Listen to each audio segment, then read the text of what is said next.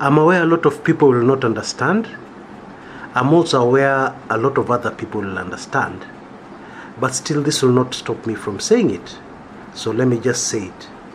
Most of the times I've made an effort to cover something that is outside the major crisis facing our nation called Kenya. My efforts have been frustrated. I mean, there are a lot of very interesting things happening in Kenya that would be very entertaining to those who take in this channel, to those who listen in to this channel. Indeed, those things would be relevant to a lot of people who subscribe to this channel who are outside Kenya and they want to know what is happening in their motherland. But efforts to cover those kind of interesting, entertaining stories have mostly failed. So if you hear me covering any topic here, or if you see any particular topic that I've highlighted here, even before my saying so, just know one thing. It is related to the grand scheme of things which is happening in Kenya. Controlled by you know who and controlled for you know what purpose. Okay? Now there's been a lot of talk about the amazing, spectacular Heist bank robbery that took place in a sleepy town called Thika. Now Thika is truly a sleepy town. Thika has had a very interesting history where even very major crimes committed in Nairobi have been hidden in Thika. Okay? Criminals operating, doing very evil things in Nairobi have been hidden in Thika. There's that history. But I digress. Let me not go into that now. That's a story for another day. Of course, you know about the robbery I'm talking about. Actually a few young men, it's not known how many so far, for sure. A few young men came up with a plan straight out of the movies. They rented a shop close to a bank, and then in that shop, they started digging a tunnel that went down deep, and then it went straight into the bank strong room. Okay? Now this was revealed very sensationally on 19th November. But it's very clear that this operation took many months. It is even possible the operation started even before the elections. Okay? But the long and short of it is that these young robbers, stole 52 million Kenya shillings. Now the interesting thing here to note is that they did not steal everything in the strong room. They just stole 52 million and some foreign currencies, and that's about it. The reason why they did not steal everything, the bank said, and I quote, they discovered that there was some money missing. What that tells me is that something went wrong. The whole plan was not complete. Okay, so something went wrong. The alarm was sounded too early before these people could cover their tracks and vanish into thin air. Okay, either they overlooked to do something, or they overlooked a detail, okay, or a certain part of their plan failed at the last minute. Okay, because clearly here the whole idea was to get away clean, so that even the police would have no idea where to start. Okay, mark my words, this was not just a robbery, enter the strong room, clean out everything. It was not that. Okay, and they would have been, they were well and able of doing something like this, cleaning out the strong room completely of everything, all the cash and valuables that are inside there, foreign currency, etc. How do I know this? It's obvious from the intricate planning.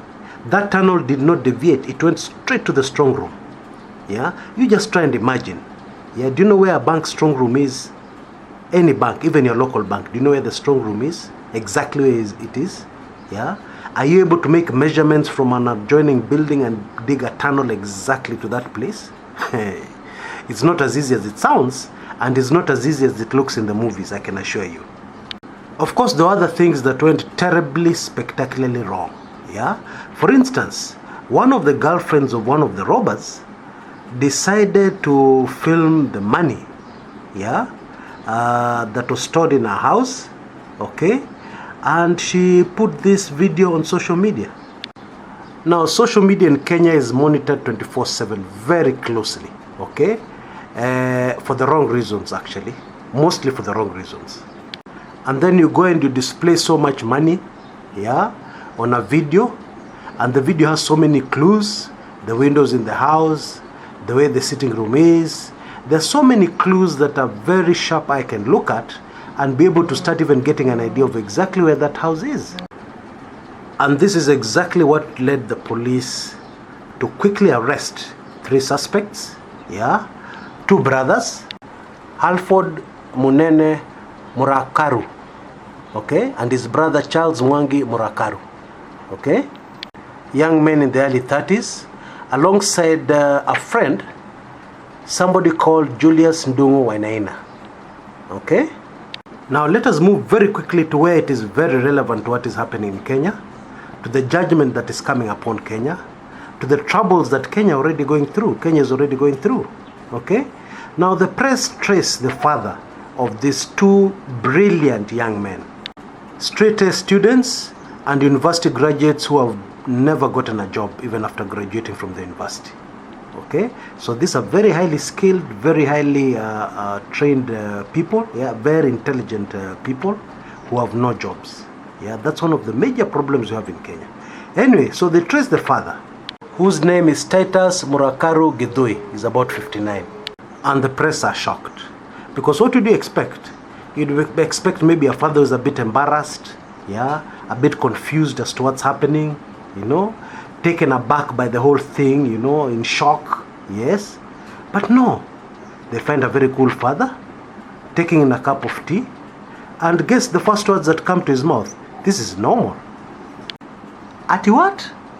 Yeah, you heard me. That's what the man said. This is normal.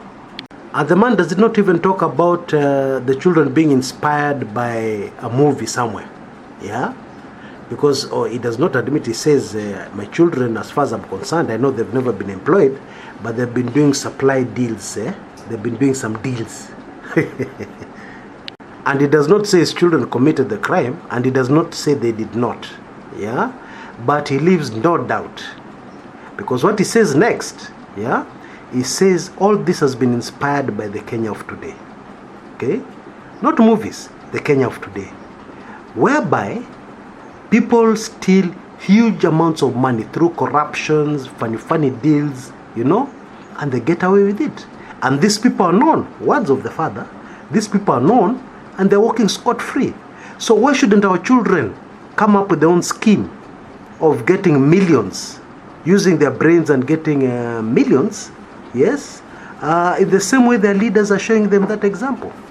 Yeah, he goes on to say we have brought up our children, you know, in a moral standing and etc., etc.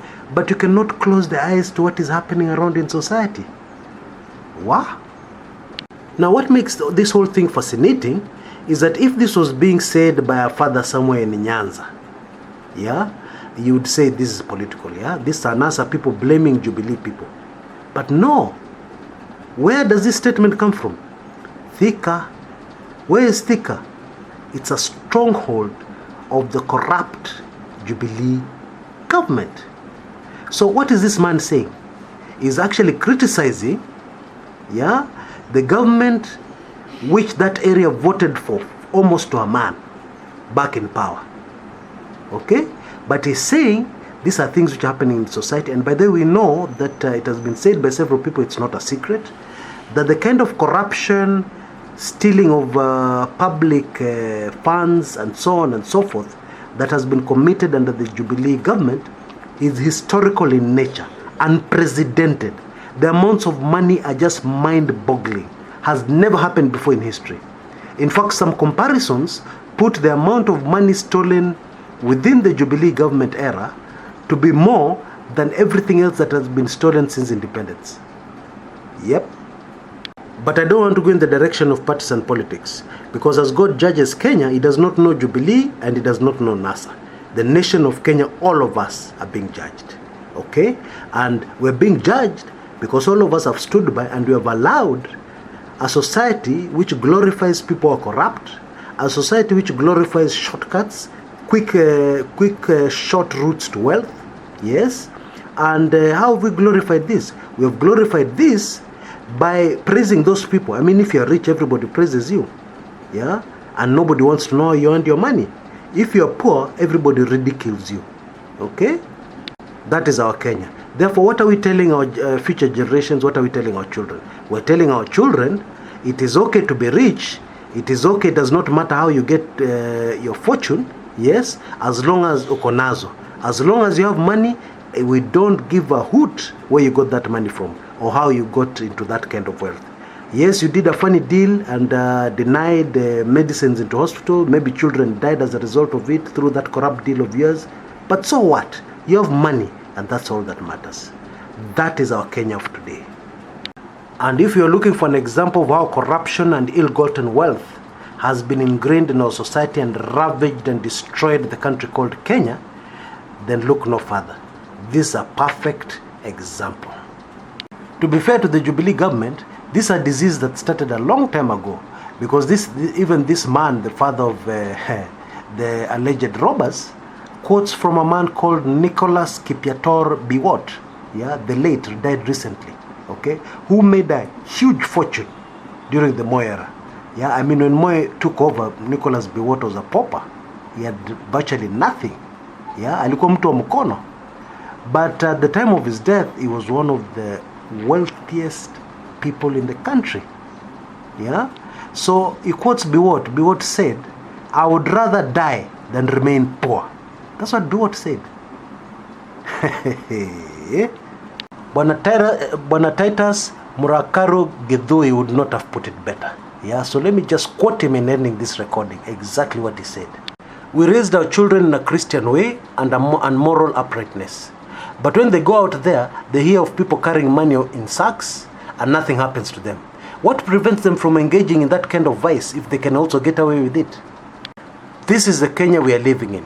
Corruption and theft is becoming a way of life in Kenya and is badly influencing our children. You know, the Swahili have a very nice way of putting this. Ukweli uma. Yeah, the truth really hurts. Yeah, but in Swahili it sounds more effective than in English. Yeah, I don't know if I can translate it to English. The truth really gnaws and bites at your insides. Yeah, but it remains the truth. Until next time, this is Chris Kumekucha.